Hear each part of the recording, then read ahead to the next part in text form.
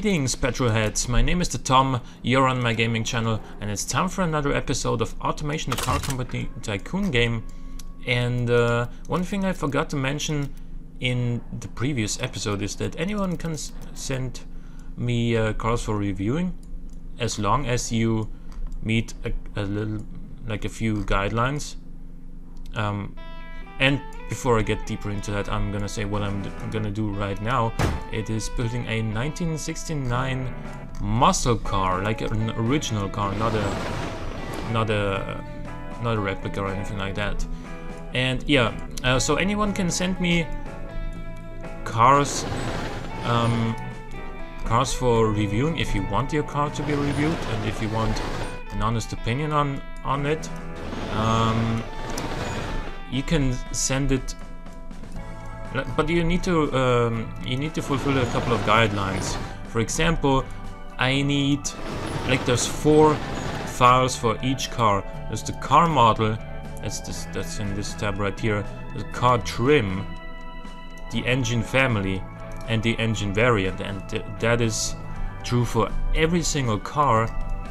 And I need all 4 of those files for actually being able to load a car.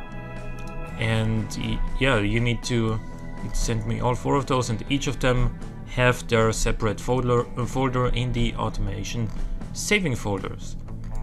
And of course, if you're gonna send me a car, I would also welcome a short description of what kind of car it is.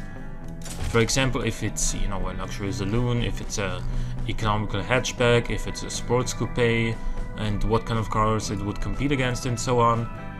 Yeah, I would welcome that information. And let's get moving with this muscle car right here. We're gonna run McPherson struts front and leaf springs rear, because that was kind of how they did back then, and steel panels. And what kind of tires can we fit here? 235s, 285s. That is definitely wide enough as far as wheel arches go, I think. So we're gonna start with the fixtures right here. Actually, wait a minute. Raise the nose a little bit, like that. And what kind of look do we go for here? I think we go for some fair and square headlights right here, and then we go for, no, not the chromed ones, and these right here, and surround that by one of those things.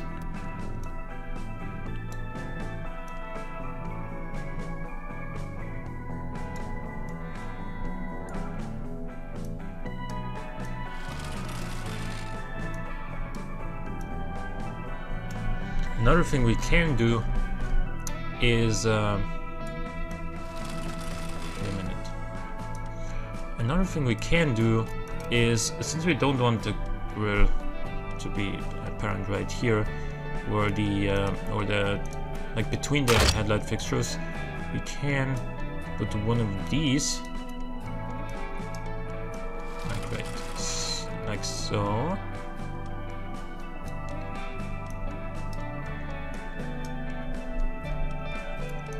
And then, since we can still see those, yeah, that looks better, I think. And then we give it a badge.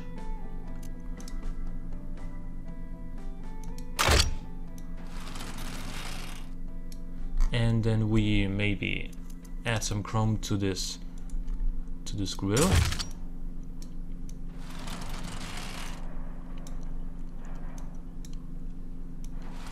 Doing like this. So this was a little bit too long right off the bat. It's better now. We could really increase the size of this badge though. like so. And then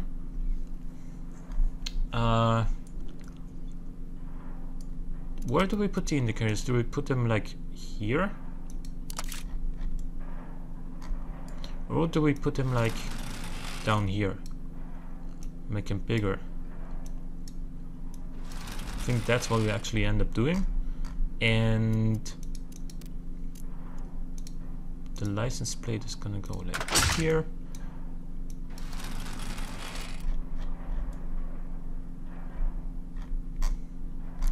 And because we're gonna put a big V8 into this thing, since we have the space for it, we're gonna add a bonnet hump as well. Just not sure which one yet. That one. Yeah, that looks muscular. Muscular. So we might also add some of these, even though that's not a very popular thing for late 60s cars.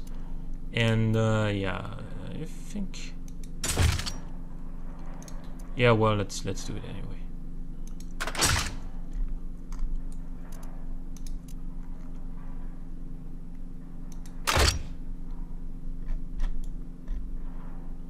Like that, okay.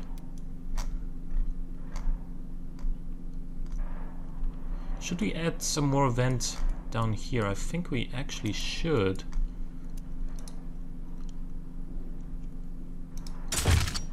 Maybe some of these.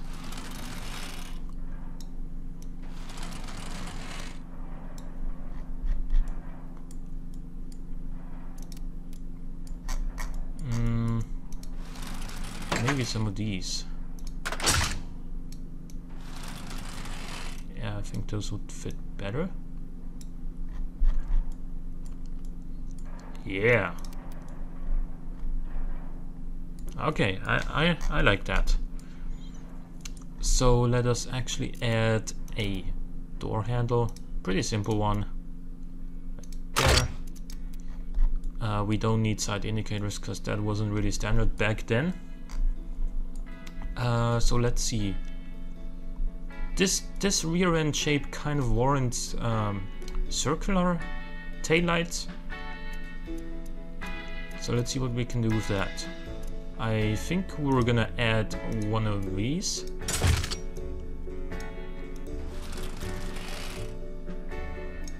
Drag it across. Because I realized that the last time I built a muscle car on my own, like late 60s, early 70s, that was like episode number 9 or something, and now we're at what, 71? I think 71. Yeah, so it's been a while, let's put it that way.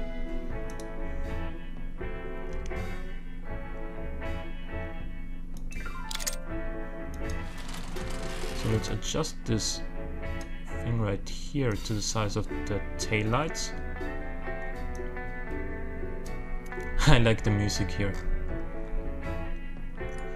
And let's put some more down, like here. Maybe make him a little bit smaller too. And then put the badge down like here. We can add some chrome in here as well, but do I want to, is the question.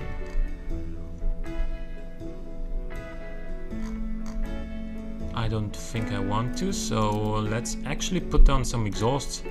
Yeah baby, quad exhausts, because we got the V8 engine, and they actually fit pretty well with those. They go very well along with those taillights we put down.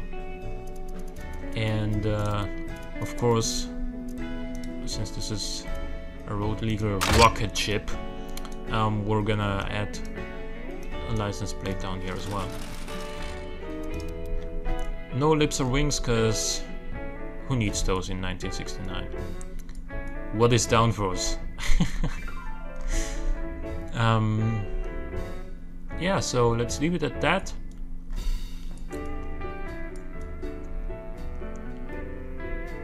And that is going to be a 1969 muscle car. The trim is very creative indeed. Let's see what kind of color we can put on this thing. White, gray. Gray suits it rather well, but what about black? Black's a pretty good color.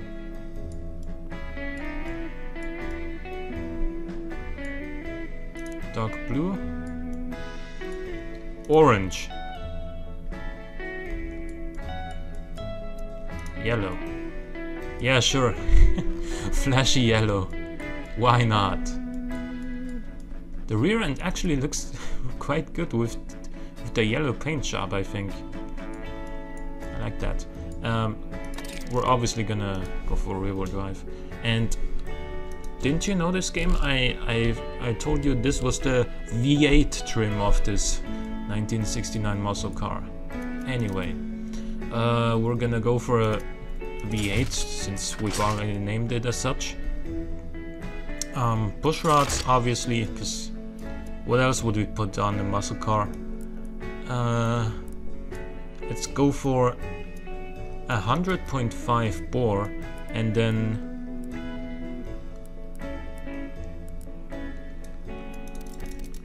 actually let's make it even a little bit bigger.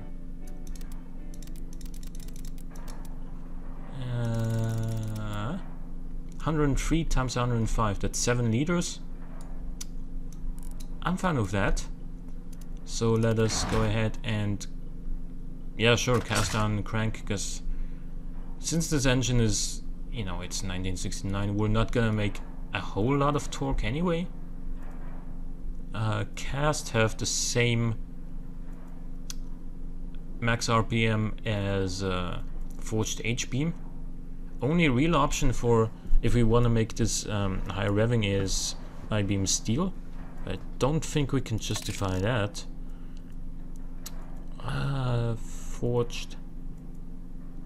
Should we go for cast pistons or forged ones? I know that forged are gonna require forged works, and we don't have anything else that requires that, so we should probably go for cast pistons as well.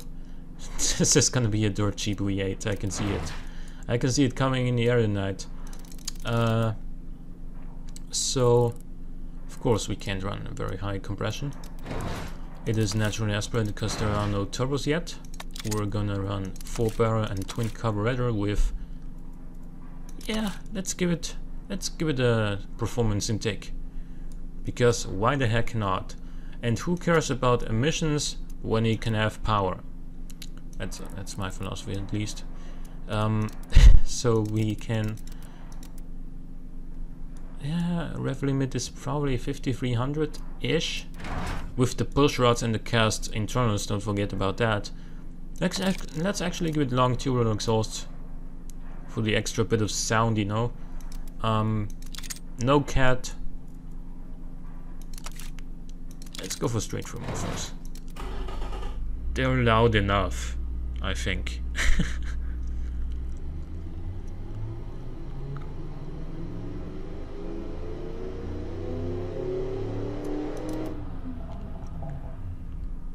Man, this thing makes its power early. 4100 RPM. Okay. So let us actually raise this cam profile a little bit. We got terrible valve float. It's a little bit better now. We're also making 350 horsepower.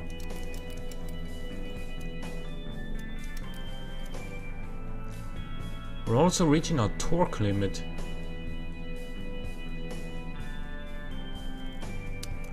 So that's pretty bad.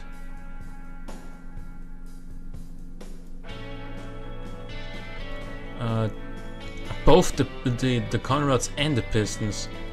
So you know what? Let's go for forged. And while we're at it, might as well go for forged crank as well, because it doesn't really make sense to have everything else forged but the crank not. So let's see how that affects things. We still got valve float going on. We can increase the compression ratio though. Because our max run is 98. Let's not forget about that. 371 horsepower. That's actually quite a lot for 1969. We can lower the RPM limit a bit more even. For the 800, for the 700. And therefore I actually wanna kind of lower the cam profile as well. Yeah, there we go. Making that torque earlier and didn't really lose so much power. 370 horsepower. How's our exhaust looking? Oh, we can... Wait. Yeah. 376. I'm totally fine with that. That's more than 50 horsepower per liter in 1969. Let's not forget. So that's... For an old-fashioned pushrod V8, that's not too bad. So that is the 1969 V8 OHV. And that is gonna be the 7.0 liter. So, let's run it again.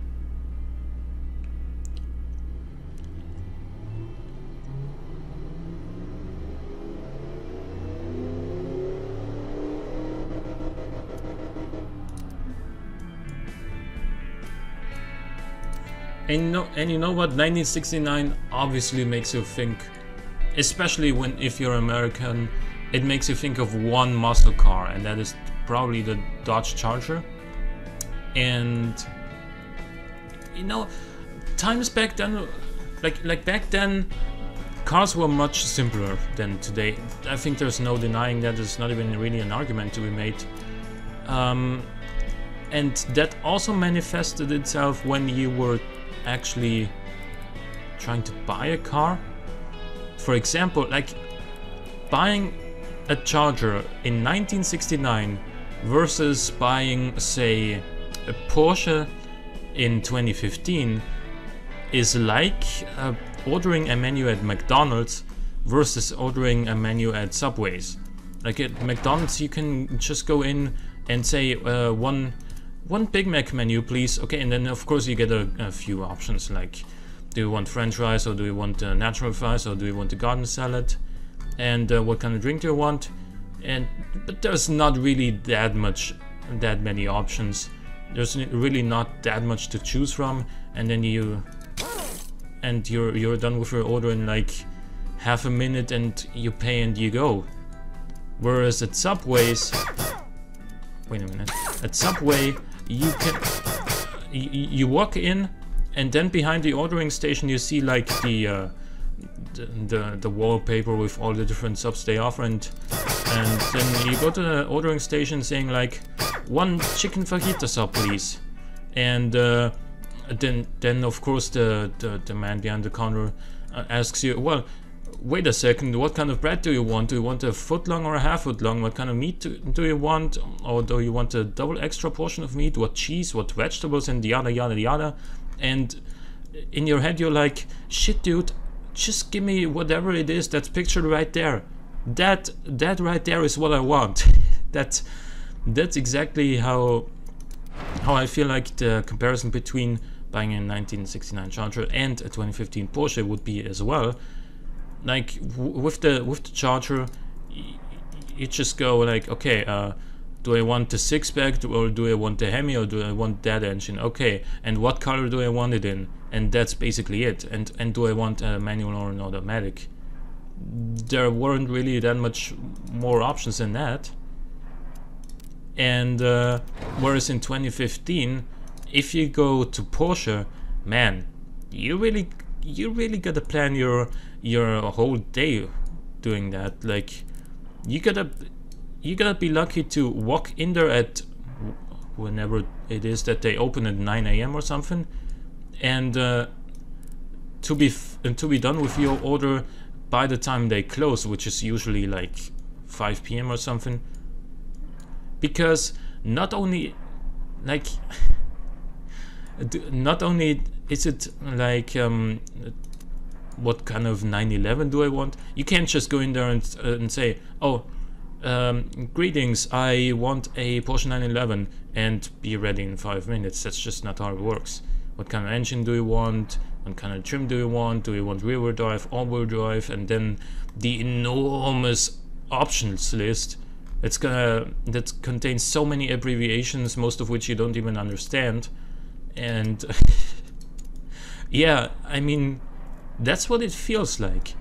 That really is like ordering at Subways, where you're like, shit dude, just give me that right there. Anyway, we're almost done with the trim. We're actually gonna raise the ride height here.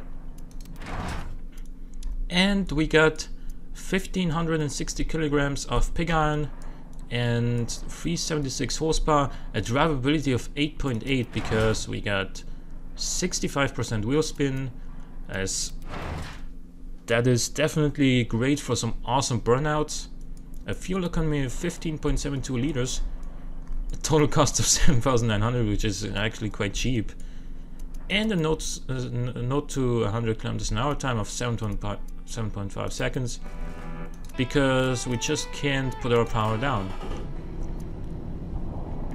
Look at that. 1/3 of the throttle in first gear, 2/3 in second gear,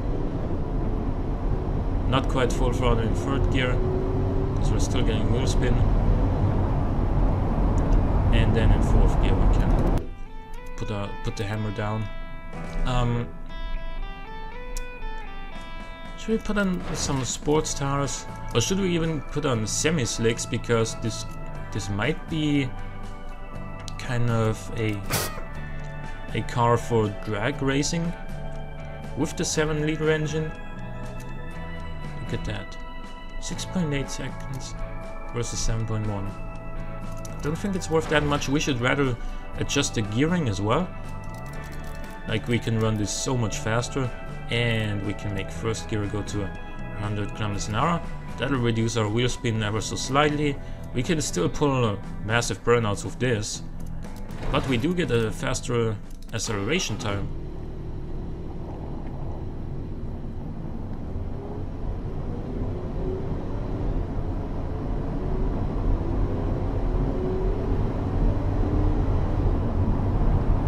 ...160 kilometers an hour in second gear. Over 200 in third gear. Like, yeah, we are faster, so...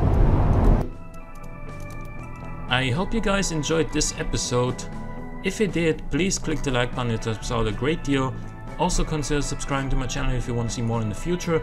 But for now, thanks for watching, and I'll see you guys next time.